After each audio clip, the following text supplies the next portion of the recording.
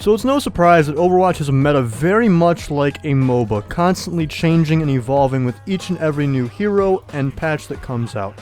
Hi, my name is Jimmy from Glassy Gaming, and I'm here to talk to you a little bit about the constantly changing and very dynamic and pretty fun meta that is currently going on in Overwatch.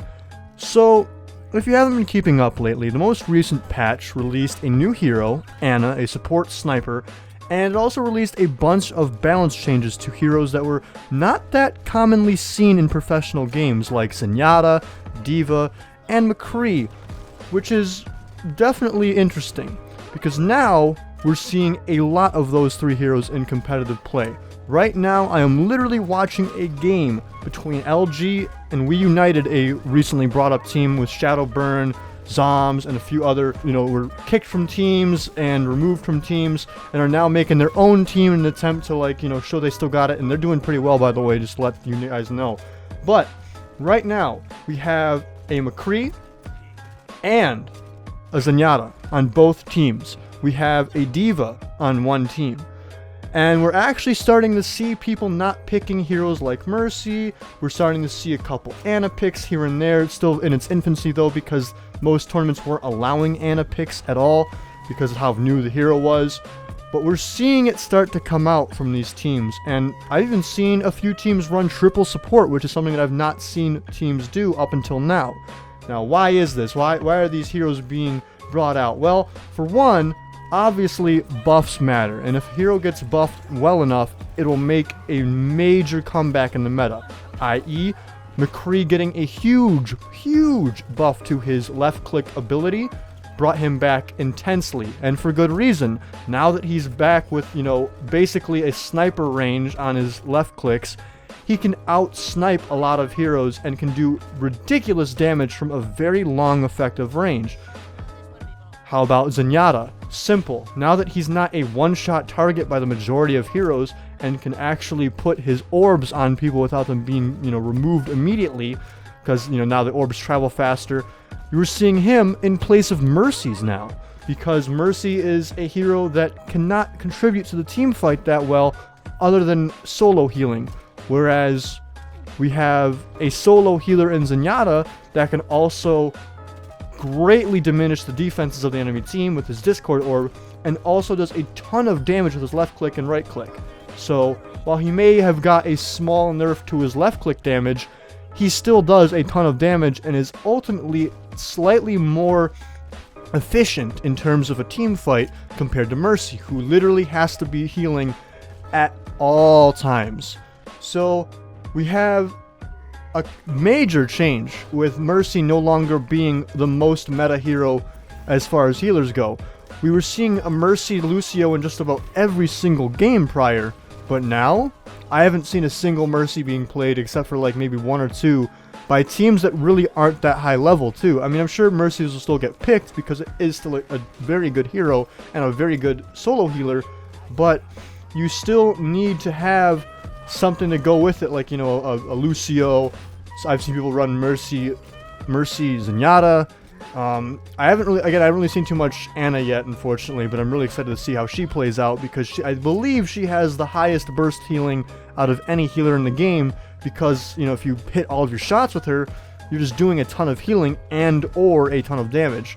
Add in the, grenade and the sleep dart and the power up from her nano boost, and you have a pretty crazy kit. So I want to see that, get some good playing competitive, but so far we haven't seen too much. But overall, the meta is changing, and it's not just because of the buffs. For instance, Pharah was probably one of the most commonly used DPS heroes in the entire game prior to this patch. Now, I have not seen a single Pharah used in competitive professional play, and for good reason. What happens when a hero like McCree, a natural hard counter to Pharah, gets majorly buffed in the way that he did? Simple. Pharah gets nerfed indirectly.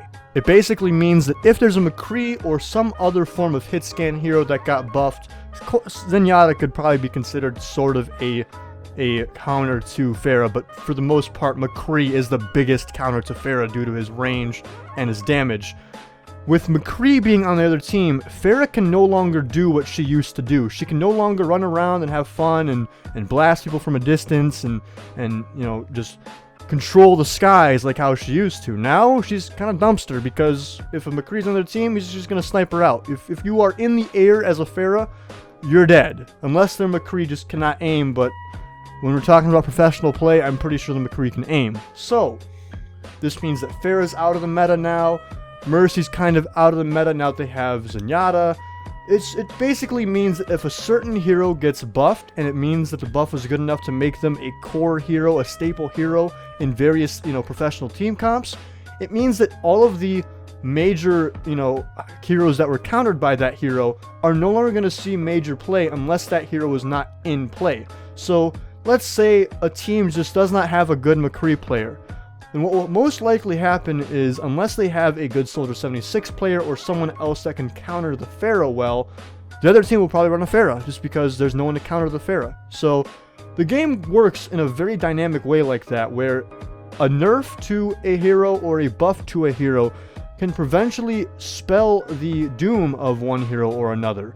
I.e., when McCree first got nerfed and we stopped seeing him in competitive play, Pharah made it rise again, and for good reason. There was no longer a hero to contest the Pharah, and it was more efficient to run a Pharah against the Pharah than to run a McCree against the Pharah. Now that McCree is back, it's over for Pharah. Pharah's gone. Sorry, Pharah. Your mom came back, but you did not. You are dead. Maybe we'll see you next patch, but probably not. And that's just kind of how this game is going to work. Most likely, Blizzard will try their absolute hardest to make it so that every single hero can get the most amount of play that they can. With a hero limit and, you know, with new heroes being added and just all this crazy shit happening, it'll be hard to balance these heroes, but with the right mindset and the right ideas behind it, I totally believe that it can happen. With games like Dota 2, seeing some of its most, you know, robust and creative displays recently, thanks to the most recent balance patch, I have no doubt that Overwatch can be a very diverse game with a lot of different heroes in the pool and in competitive and professional play. We'll just have to wait and see. But anyways, that's all I want to talk about today. I really hope that you enjoyed this video. I've been trying to make more Overwatch videos. Brief little announcement about Overwatch. I recently realized that I'm not terrible at the game. I have a peak season rating of about 70, and right now I think I'm like ranked 67 or 66 or something like that. But that's pretty decent for me, because I haven't really been good at a, you know, video game in a little while. So because of this, I'm considering joining a team competitively in an attempt to get better and maybe even play professionally if I'm good enough. So we'll see what happens. I don't really have any prospects just yet, but we'll see what happens. So thank you so much for supporting me as always. Thank you all so much for watching and listening. GG. Peace the fuck out.